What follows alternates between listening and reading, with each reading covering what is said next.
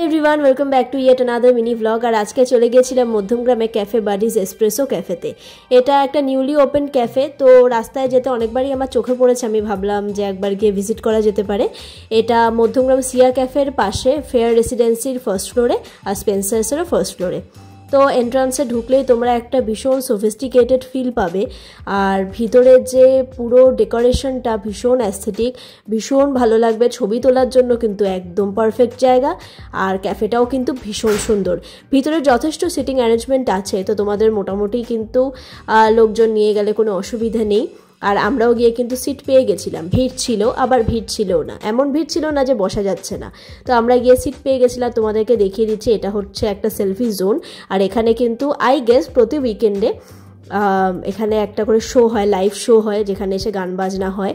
এটা উইকেন্ডে হয় না উইকডেজেও হয়, I don't know, but I guess যে উইকেন্ডে হয়, আমার ঠিক জানা নেই। তো যাই হোক, আমরা গিয়ে ওখানে বসে পড়েছিলাম। আর দেখো জায়গাটা ভীষণ সুন্দরভাবে ডেকোরেট করা।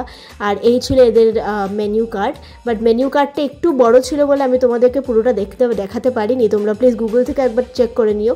এখানে বিভিন্ন ধরনের breakfast item, English breakfast item, veg non veg item, noodles, fried rice, coffee, চায়ের বিভিন্ন ধরনের ভ্যারিয়েশন রয়েছে। এছাড়াও কিন্তু এখানে নন অ্যালকোহলিক বিয়ার পাওয়া যায়, যেটা প্রত্যেকটা টেবিলে এরকম টাইপের তোমরা একটা দেখতে পেয়ে যাবে যেখানে আছে। আর প্রতিটা টেবিলে ন্যাপকিন থেকে শুরু করে ফোন হোল্ডার, মেনু কার্ড, আর তার সাথে থাকে 3 রকমের sugar free, brown sugar, white sugar.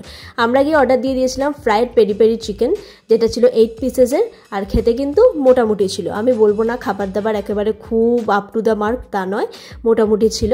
আর তারপরে দিয়ে দিয়েছিলাম 2টো কফি, এটা ছিল আইসড ক্যাপুচিনো, আর এটা ছিল ক্যাফে মোকা ফ্র্যাপে মনে হয়, আমার ঠিক এক্স্যাক্টলি মনে নেই। যাই হোক, তো ভীষণ এই কফি দুটো আমার পার্সোনালি ভীষণ ভালো লেগেছে। তোমরা যদি ওখানে যাও প্লিজ ওদের কফি সেকশন থেকে ট্রাই করো। আর এই দুটো কফি কিন্তু কোল্ড কফি সেকশন থেকে ছিল।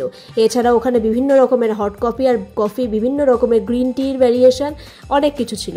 তো তারপরে খাবার দাবার আমরা শেষ করে দিয়েছিলাম। ওদের স্টাফ একটু কম বলে একটু তোমাদের দেরি হবে, প্লিজ অ্যাডজাস্ট। এই ছিল আমাদের বিল। আর এদের কিন্তু বাইরেও একটা বসা সিটিং অ্যারেঞ্জমেন্ট আছে যেখানে এসি নেই। এই ছিল আমার রিভিউ, আশা করি তোমাদের ভালো লেগেছে। টাটা।